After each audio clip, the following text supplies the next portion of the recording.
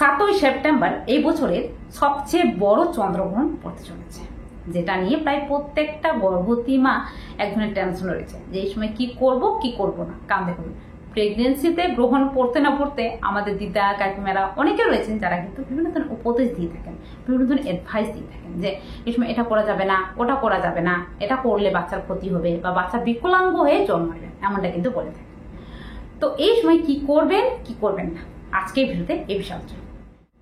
নমস্কার বন্ধুরা, দেশকুন পঞ্চুর আরেকটি নতুন ইনফরমেটিভ ভিডিওতে সবাইকে অনেক ওয়েলকাম, অনেক থ্যাঙ্কস। তো আজকের ভিডিওর মূল আলোচনা হলো এবছরের দ্বিতীয় চন্দ্রগ্রহণ কবে পড়তে চলেছে এবং এই গ্রহণটি কোথায় কোথায় দেখা যাবে, ভারতে দেখা যাবে কিনা, এবং এই গ্রহণের সময়কাল কখন, সূতককাল কখন, এবং এই গ্রহণের সময় কোন কোন ভুলগুলি করা উচিত। বিশেষত এই বিষয়ে 5টা ভুলের কথা আলোচনা করব, যেগুলো কিন্তু ভুলেও করবেন না, যেগুলো করলে আপনার বাচ্চার ক্ষতি হতে পারে। তাছাড়াও এই বিষয়ে আমি আমার পার্সোনাল এক্সপিরিয়েন্স শেয়ার করবো, বিশেষত আমার প্রেগনেন্সিতে এই গ্রহণের সময় কি কি করেছিলাম সে বিষয়ে শেয়ার করবো। চলুন, অবশ্যই ভিডিওটি স্কিপ না করে শেষ পর্যন্ত দেখুন, আশা করি অনেকটাই হেল্পফুল হবে। এবং ভিডিওটি যদি ভালো লেগে থাকে অবশ্যই একটা লাইক কমেন্ট শেয়ার করে আমার চ্যানেলটিকে সাবস্ক্রাইব করে আমার পাশে থাকবেন। চলুন ভিডিও মূল্য। তো দেখুন, এবছর যে চন্দ্রগ্রহণ পড়তে চলেছে এটা কিন্তু এবছর দ্বিতীয় চন্দ্রগ্রহণ, আর এটা কিন্তু সবচেয়ে বড় চন্দ্রগ্রহণ, মানে বেশ কিছুক্ষণ ধরে কিন্তু পড়বে। এই চন্দ্রগ্রহণটা কিন্তু একটা পূর্ণগ্রাস চন্দ্রগ্রহণ, মানে যখনই কিন্তু পুরোপুরি গ্রহণটা পড়ে যাবে, এই গ্রহণ দেখবেন যে চাঁদের দিকে পুরো ব্লাড মুন বা রেড মুন দেখা দেবে। সেক্ষেত্রে এই গ্রহণটা কিন্তু একটা পূর্ণগ্রাস চন্দ্রগ্রহণ। এই গ্রহণটা যেহেতু চন্দ্রগ্রহণ, সেক্ষেত্রে স্বাভাবিকভাবে এটি কিন্তু রাত্রেবেলা পড়তে চলেছে। তবে কখন পড়বে? এই গ্রহণটা স্বাভাবিকভাবে রাত্রেবেলা 9:58 থেকে তারপরের দিন, মানে 7 তারিখে গ্রহণটা পড়তে চলেছে, 7 তারিখে 9:58 থেকে পরের দিন 8 তারিখে 1:26 এই গ্রহণটি চলবে। মোটামুটি এই গ্রহণটা কিন্তু 3.5 ঘন্টা ধরে চলবে। তাছাড়াও এর যে সূতককাল সেটা কিন্তু প্রায় 9 ঘন্টা আগে থেকে শুরু হয়ে যাচ্ছে, মানে এই গ্রহণের সূতককাল রয়েছে 7 তারিখে দুপুরবেলা 12:58 কিন্তু শুরু হয়ে যাচ্ছে। তো এই গ্রহণের সূতককাল মোটামুটি 12 ঘন্টা ধরে থাকছে। এবারে এই সূতককাল থেকেই প্রায় বেশিরভাগ গর্ভবতী মাকে দেখা যায় যে বিশেষ কিছু জিনিস মানতে বলা হয় থাকে। সেটা কি কি? সেটা বলা হয় থাকে যে এই সময় খাওয়া যাবে না, ঘুমানো যাবে না, বসা যাবে না, এই সময় দাঁড়িয়ে থাকতে হবে বা হাঁটাচলা করতে হবে। তাছাড়াও এই সময় কাটাকুটি করা যাবে না, রান্নাবাটি করা যাবে না, এমনকি এই সময় বিশেষত বাইরে বেরোনো যাবে না। এই বিশেষ কিছু জিনিস কিন্তু বলা হয় থাকে। তাছাড়াও আরো বিভিন্ন রকম জিনিস কিন্তু বলা হয় যাতে বাচ্চার কোনো ক্ষতি না হয়, বা করলে পরে অনেক সময় বাচ্চা নাকি বিকলাঙ্গ হয়ে জন্ম নেবে। তো এই বিষয়টা নিয়ে কতটা যুক্তিযুক্ত এবং এই বিষয়টা আদৌ কি মানা উচিত, চলুন এই বিষয়ে পুরো সায়েন্টিফিকলি আপনাদের সাথে শেয়ার করব। তো এই বিষয়ে পুরো 5টা ভুলের কথা আলোচনা করবো, যেগুলোর মধ্যে কিছু কিছু জিনিস আপনাকে অবশ্যই মানা উচিত, যেগুলোর মধ্যে কিছু কিছু জিনিস কিন্তু কখনোই মানা উচিত নয়। কারণ দেখুন, আমরা প্রত্যেকে কিন্তু ধর্মকে মানি, তবে ধর্মের মধ্যে কিছু কিছু এমন জিনিস রয়েছে যেগুলো কিন্তু একদমই যুক্তিযুক্ত নেই, যেগুলো মানা কোনো প্রয়োজনই নেই। তো এই বিষয়ে প্রথমত যেটা বলবো সেটা হলো, এই সময় যেটা বলা হয় যে একদমই বাইরে বেরোনো যাবে না। বাইরে বেরোলে বাচ্চা বিকলাঙ্গ হয়ে জন্ম নেবে বা বাচ্চার কিন্তু ক্ষতি হবে, এই জন্য কিন্তু গর্ভবতী মাকে বাইরে বেরোতে নিষেধ করে।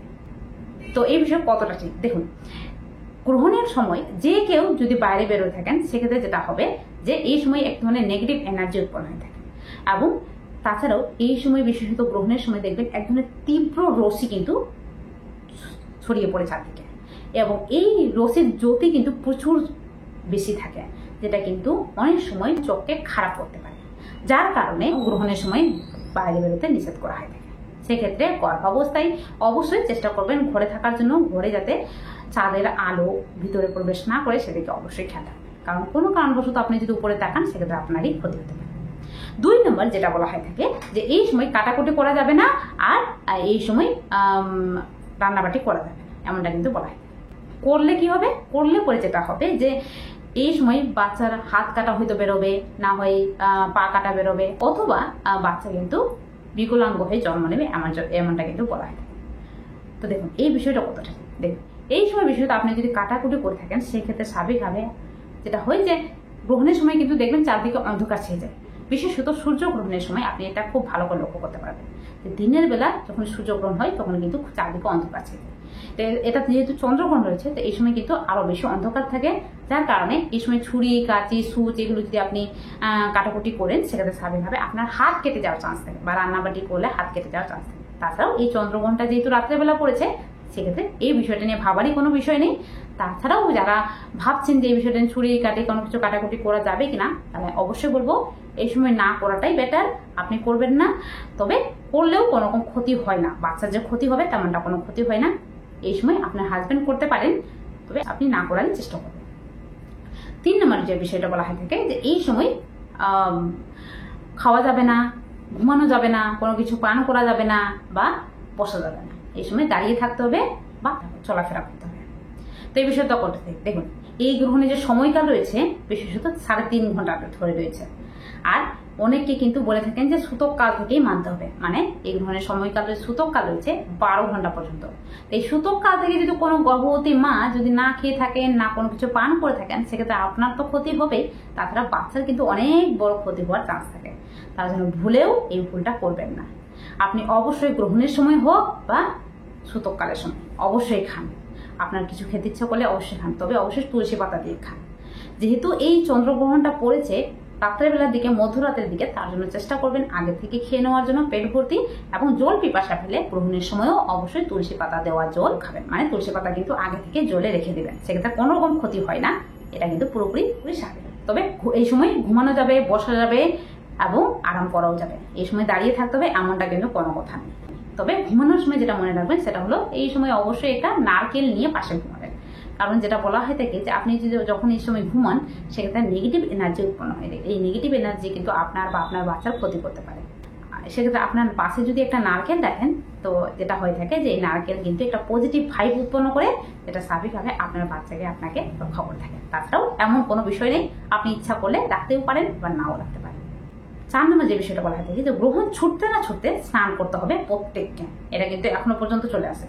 গ্রহণ ছুটবে, সবাই স্নান করতে দৌড়বে।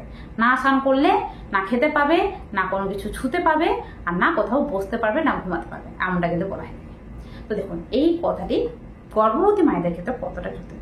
বিশেষত আপনি যদি প্রেগনেন্ট হয়ে থাকেন, সেক্ষেত্রে অবশ্যই এই জিনিসটা মানা কিন্তু কোনো প্রয়োজন নেই। কারণ এই গ্রহণটা কিন্তু পড়েছে রাত্রেবেলা, আর সেক্ষেত্রে রাত্রেবেলা মানে এই মধ্যরাত্রে যদি আপনি স্নান করে থাকেন, সেক্ষেত্রে স্বাভাবিকভাবে আপনার গ্যারেন্টি কিন্তু শরীর খারাপ হওয়ার চান্স থাকে, মানে জ্বর হওয়া, সর্দি কাশি হওয়া কিন্তু চান্স থাকে।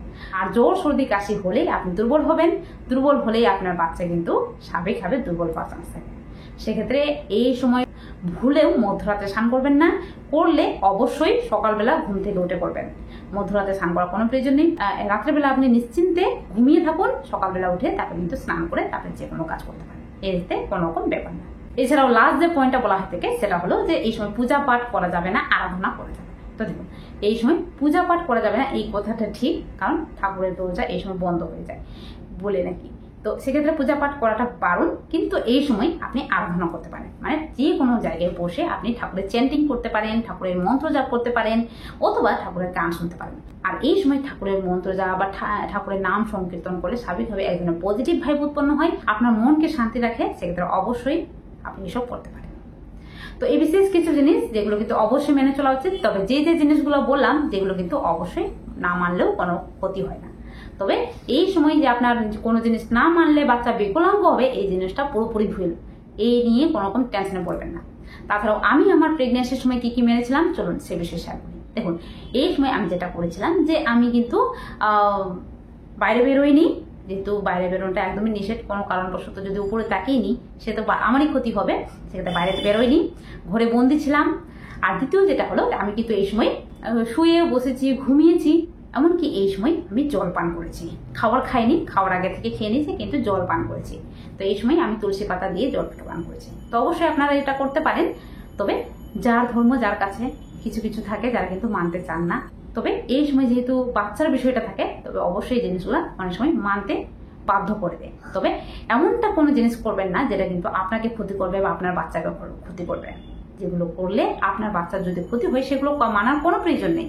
বিশেষত এটা কিন্তু একটা গ্রহণ, এ থেকে আপনার বাচ্চার ক্ষতি হবে বা আপনার কোনো ক্ষতি হবে, এমনটা কোনো কিছু নেই। এই সময় নিজেকে যতটা পজিটিভ রাখবেন, আপনার সাথে পজিটিভ হবে। বলা হয় যেখানে বাঘের ভয় সেখানেই সন্ধ্যা হয়। সেক্ষেত্রে আপনি নিশ্চিন্তে থাকুন। আপনি যদি চিন্তা টেনশন করে থাকেন সেক্ষেত্রে এমনিতেই কিন্তু আপনার ক্ষেত্রে খারাপ হওয়ার চান্স থাকে। সেক্ষেত্রে এই সময় নিজেকে পজিটিভ রাখুন, ভালো রাখুন এবং চেষ্টা করুন নিজেকে ফ্রি মাইন্ডেড রাখার জন্য। আপনি ভালো থাকলে বাচ্চা অটোমেটিক্যালি ভালো থাকবে।